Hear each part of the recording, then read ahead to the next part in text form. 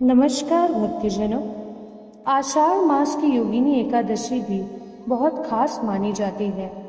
ऐसा कहा जाता है कि जो इस व्रत को रखता है उसके कई जन्मों के पाप नष्ट हो जाते हैं। एकादशी का व्रत इस साल 10 जुलाई को रखा जाएगा। इस व्रत के बारे में धर्मराज युधिष्ठिर ने श्री कृष्ण से पूछा था कि आषाढ़ के कृष्ण पक्ष में जो एकादशी होती है उसका क्या नाम है। तब कृष्ण जी ने जवाब दिया कि आषाढ़ के कृष्ण पक्ष की एकादशी का नाम योगिनी है। यह बड़े बड़े पातकों को नाश करने वाली है। आइए इसकी कथा को हम सुनते हैं। संसार सागर में डूबे हुए प्राणियों के लिए अगर कोई व्रत सनातन नौका है तो वह है योगिनी एकादशी। अब इसकी कथा सुने। अलकापुरी में राजा धीराज कुबेर रहते थे। वे सदा भगवान शिव की भक्ति में मग्न रहते थे। उनके हेममाली नाम का एक सेवक था जो कुबेर के लिए शिव पूजा में इस्तेमाल होने वाले फूल लेकर आता था। हेममाली की पत्नी बहुत सुंदर थी। उसका नाम विषदालाशी था। एक दिन हेममाली कामपाश में आबद्ध होकर अपनी पत्नी में आसक्त हो गया।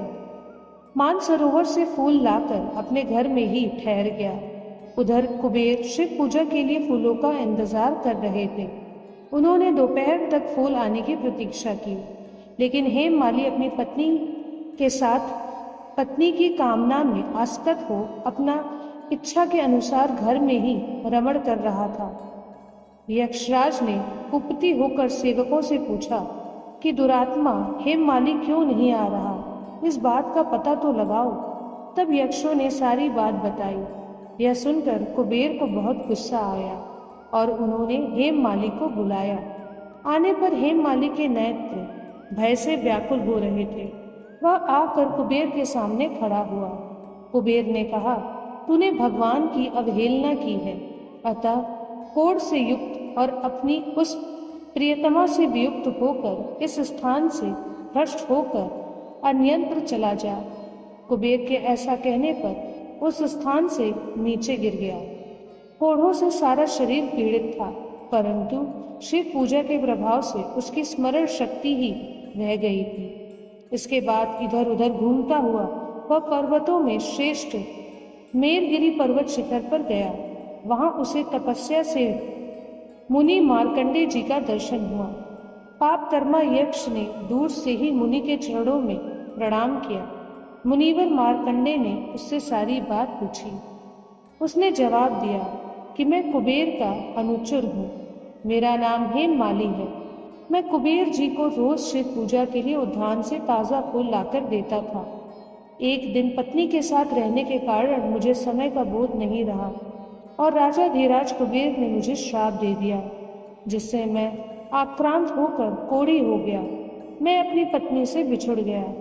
कोई अच्छा कर्म किया था कि आपके पास पहुंच गया। मार्कंडेय जी ने कहा, तुमने सब सच बताया है और कुछ झूठ नहीं बोला। इससे मैं प्रसन्न हूँ। मैं तुम्हें इसका उपाय बताता हूँ। तुम आषाढ़ के कृष्ण पक्ष में योगिनी एकादशी का व्रत करो। इस व्रत के पुण्य से तुम्हारे कोढ़ निश्चय ही दूर हो जाएंगे।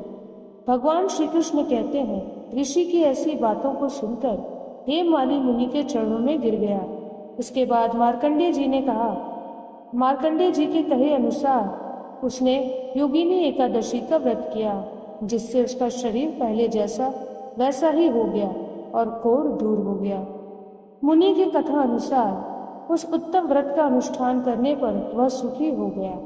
कहा जाता है कि जो 88,000 ब्राह्मणों को भोजन कराता है उसका फल उसे मिलता है। वो फल सिर्फ इस एकादशी के व्रत के प्रभाव से मिल जाता है। जो इस व्रत को रखता है उससे उसके कई पापों का नाश होता है और उसे पुण्य फल मिलता है।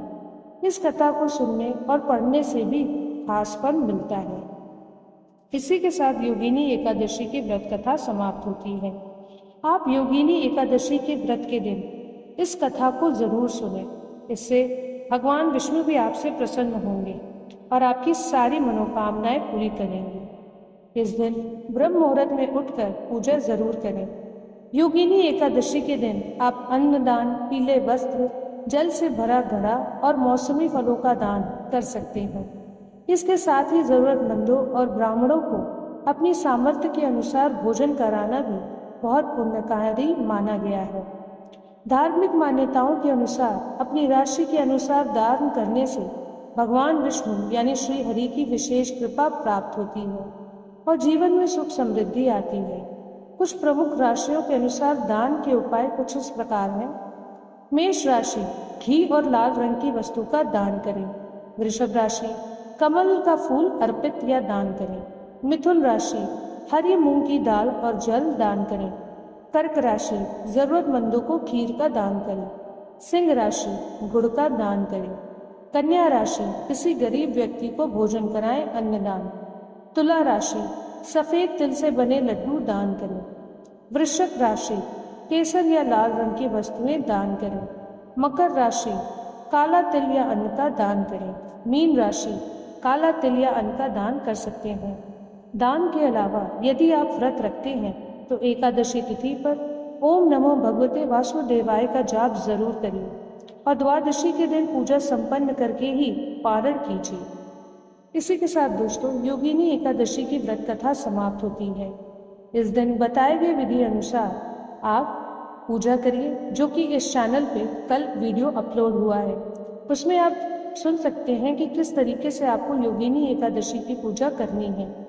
इसके साथ साथ आप बताए गए विधि अनुसार भगवान विष्णु की पूजा करिए और उनके मंत्रों का जाप करिए और इस दिन दान जरूर करिएगा। कहा जाता है कि इस दिन का दान करने से आपके 100 जन्मों के पाप धुल जाते हैं। योगिनी एकादशी की पूजा विधि विधान से करिए और व्रत कथा जरूर पढ़िए। इसी के साथ दोस्तों अगर आपको ये वीडियो पसंद आए तो वीडियो को लाइक, शेयर, सब्सक्राइब जरूर करें। मिलते हैं अगले वीडियो में। धन्यवाद।